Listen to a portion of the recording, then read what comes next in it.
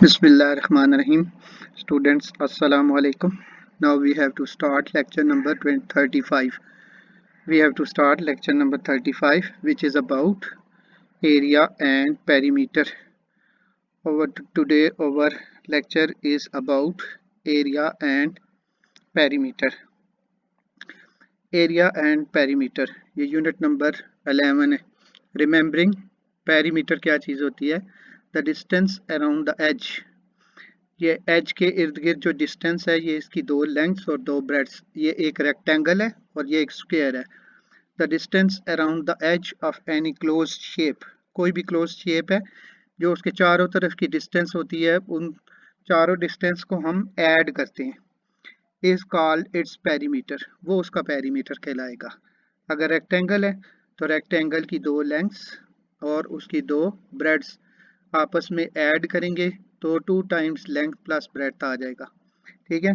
इसी तरह जब हम स्क्वायर की चार साइडें हैं और चारों साइडें इक्वल लेंथ की हैं तो जब हम उसको ऐड करेंगे तो चार साइडें उसकी वो 4 टाइम्स इट्स साइड आ जाएगा. ठीक है. एक दफ़ा फिर देखें पेरीमीटर है क्या चीज़. The distance around the edge. किसी एज के इर्द गिर्द जो डिस्टेंस है ऑफ एनी क्लोज शेप, चाहे वो सर्कल हो, चाहे वो रेक्टेंगल हो, चाहे वो स्क्वायर हो, चारों तरफ की रेक्टेंगल और स्क्वायर की चारों तरफ की जितनी भी लेंथ्स हैं उन चारों को जब ऐड करेंगे तो वो उसका पेरीमीटर कहलाएगा.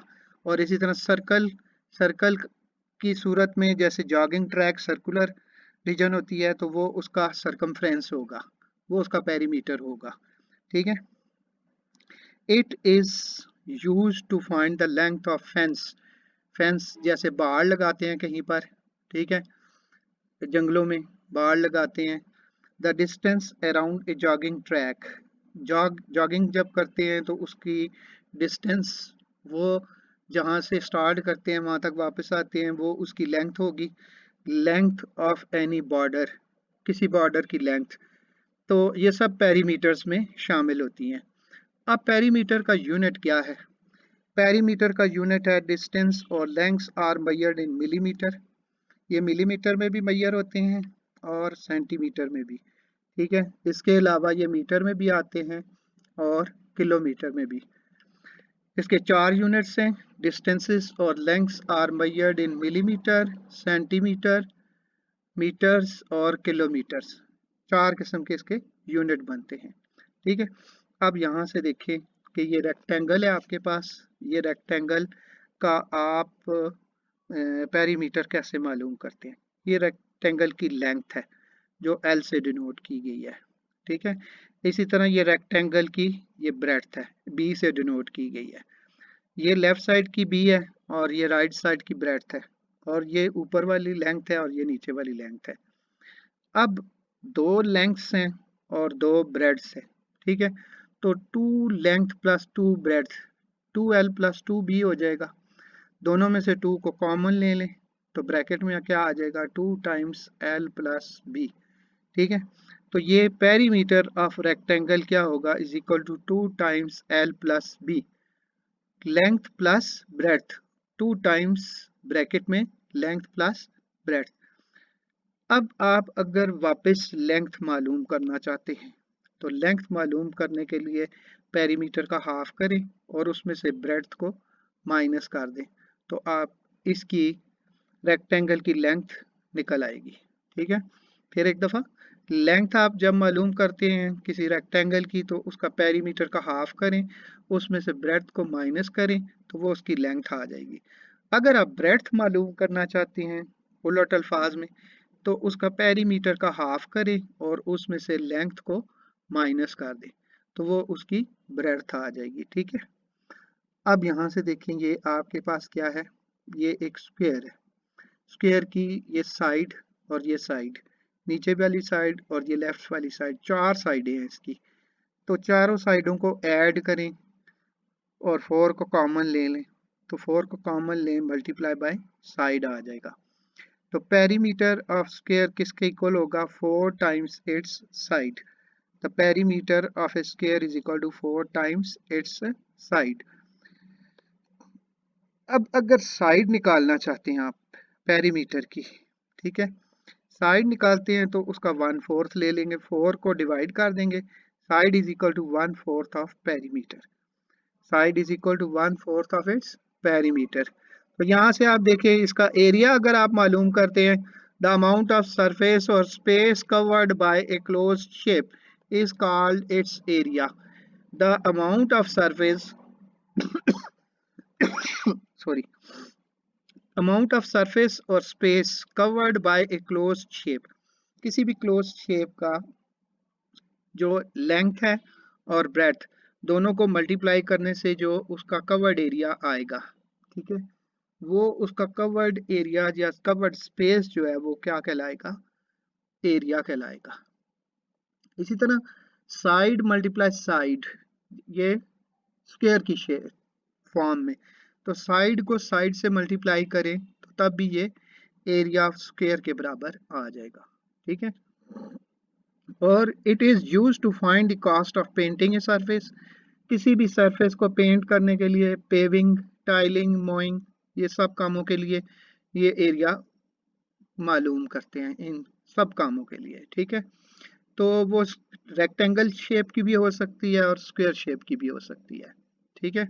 अब यहाँ से देखें, area is measured in square unit, area को कैसे मेजर करते हैं, स्क्वायर यूनिट्स में।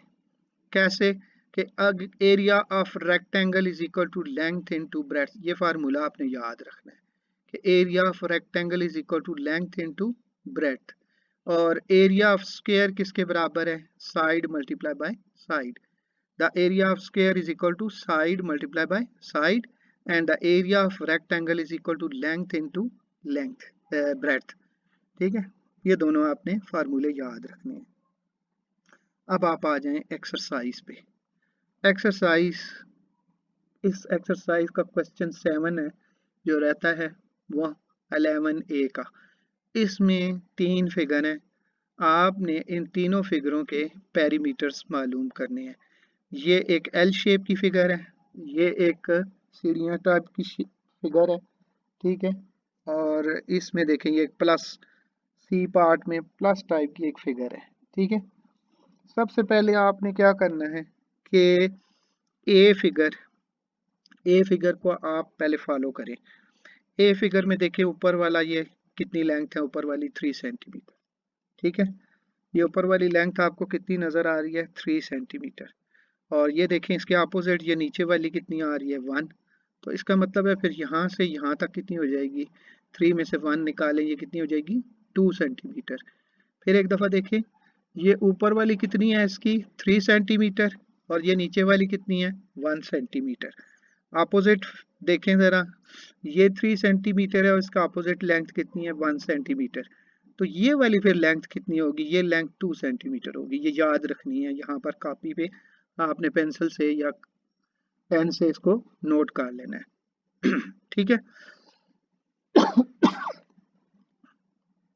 सॉरी।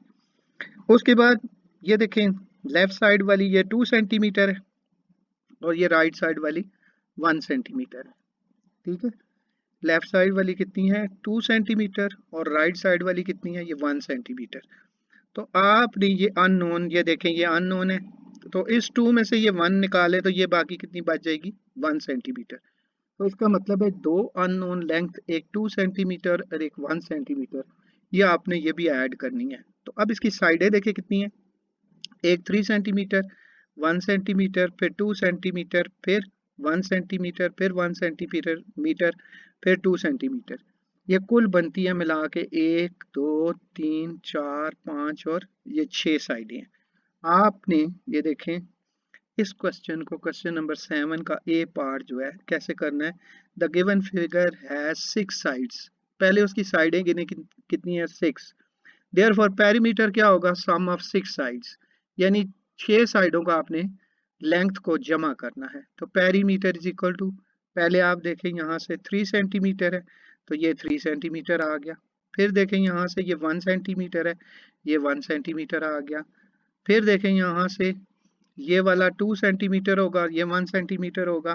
फिर उस हिसाब से हमने 2 + 1 लिख दिया। फिर उसके बाद आप देखें जो यहाँ पर दिया हुआ है ये 2 और 1, 1 + 2, यहाँ से फिर ये तरतीब से 1 + 2 लिखें। ये कुल कितनी होगी साइडें?